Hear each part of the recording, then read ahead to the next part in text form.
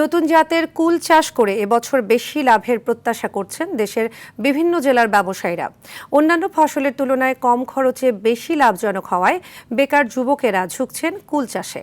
কিশোরগঞ্জের করমুলি, যশোরের শার্শায় দেখা মিলছে সবুজে ঘেরা বিস্তীর্ণ জমি, সারি সারি বড়ই গাছ। দূর থেকে তাকালেই মনে হয় প্রকৃতির হাতে সাজানো এক বিশাল ফলের ভাণ্ডার। জেলা প্রতিনিধিদের পাঠানো তথ্যচিত্রে আরও জানাচ্ছেন লামিয়া তানজিন মাহমুদ।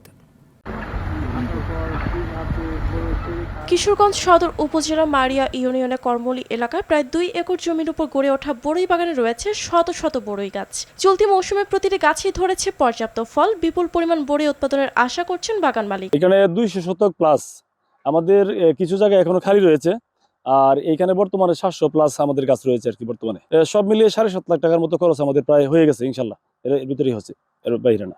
আমরা আশাবাদী 10 লাখ টাকা বিক্রির। ফল চাষে কৃষককে আগ্রহী করার জন্য লজিস্টিক সাপোর্ট ও টেকনিক্যাল জ্ঞানে সহায়তা করা হচ্ছে, জানান কিশোরগঞ্জের উপজেলা কৃষি অফিসার। ফল চাষে আগ্রহী করার জন্য যে সমস্ত সাপোর্টিং দরকার, লজিস্টিক সাপোর্ট এবং টেকনিক্যাল জ্ঞান, যেগুলো তাদের আমরা সহযোগিতার মাধ্যমে প্রদান করে থাকি। এদিকে যশোরের শার্শায় নতুন খাই আপেল জাতের কুল চাষ করে ভাগ্য বদলের আশা কুল কৃষকদের। শীতের শুরুতে কৃষকরা নানা কাজে ব্যস্ত সময় পার করছেন। কম খরচে বেশি লাভ হওয়ায় কুল এখন পরিচিতি পেয়েছে সম্ভাবনাময় অর্থকরী ফসল হিসেবে। আমার 5 বিঘে কুল আছে, আশা করি 8 থেকে 10 লাখ টাকার কুল আমি বিক্রি করতে পারবো এবং কুলের ফলনও অনেক ভালো।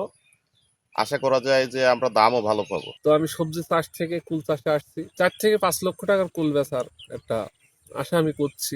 উচ্চমানের ফসলটি সামনের অর্থ বছরে আরো সম্প্রসারিত হবে বলে আশ্বাস যশোরের উপজেলা কৃষি অফিসারের। আমরা আশাবাদী এই উচ্চমূল্য ফসলটির আবাদ সামনের অর্থ বছরে আরো সম্প্রসারিত হবে। কৃষি অর্থনীতিকে ইতিবাচক ভূমিকার পাশাপাশি পরিবেশের ভারসাম্য রক্ষায় বড়ই বাগান গুরুত্বপূর্ণ অবদান রাখবে বলে মনে করছেন স্থানীয়রা।